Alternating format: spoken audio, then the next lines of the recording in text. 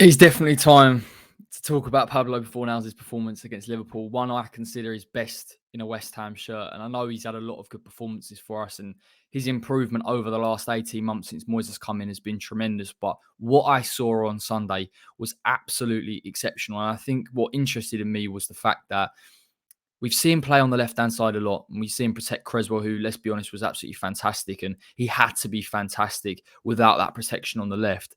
But the fact is, when he's playing in those central areas, he's more than intelligent enough to, again, press the work rate. He needs that, the discipline, but to build up play and transition effectively. And sometimes before nows, maybe we're slightly guilty of saying, well, he's not as dynamic. He can't beat players one-on-one like a Ben Rama, but his quality to be able to pick the ball up from deep and pick the correct passes.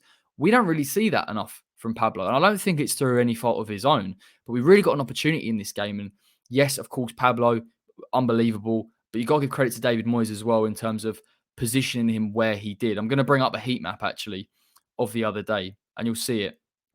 Look at where he's sitting and situated on the pitch, right across that midfield three that we have, particularly on the left-hand side. And for him to be able at times, and you look at that left-hand side, and this was really in the second half where he started to accelerate, and West Ham were absolutely fantastic, overloading Trent Alexander-Arnold. His ambition as well to pick up the right positions, to make the right movements, but also with the intensity, makes him an absolute nightmare to deal with. And so he deserves a hell of a lot of credit for that. But I was so impressed. I mean, early doors as well. He's played a lovely pass to Michail Antonio, and his ability to do that very, very quickly. I think there was a time at West Ham where Pablo Fornals in possession was sloppy. I genuinely believe that. I think he was rash at times. He didn't pick the correct pass. But ironically, in a transition when you've got to be quick and you've got to think quickly, Pablo showed true quality from deep, as well as carrying the ball, building the play up, taking on players.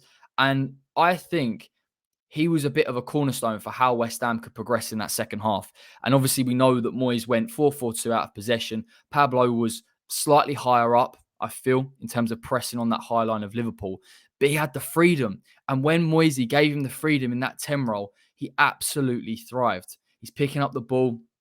He's transitioning, he's pressing, his movement off the ball, in particular down Liverpool's right-hand side, was unbelievable for me. And I think Pablo, whilst I think people say he's a hard worker, he does this, that, and the other, his quality and, you know, again, I don't want to gloss over it, but when people say, oh, he just works hard, he just runs here, he's energetic. No, he's not. He's disciplined enough. He's so intelligent as a football player. He picks up the right positions defensively. He presses in the right manner, but he understands the game plan and he understands what's going on. And to see him at times, I spoke about his build-up play, but going on that left with Ben Rama, with Creswell, and understanding that even though he might not necessarily pick up the ball or he's not expected to keep the ball in those areas, he gets why he has to make that movement. That's why he's intelligent. That's where West Ham, to be fair, I think Ben Rama was on a similar level at points in the second half, made an adjustment, making movement off the ball to hurt Liverpool and to allow them not to set.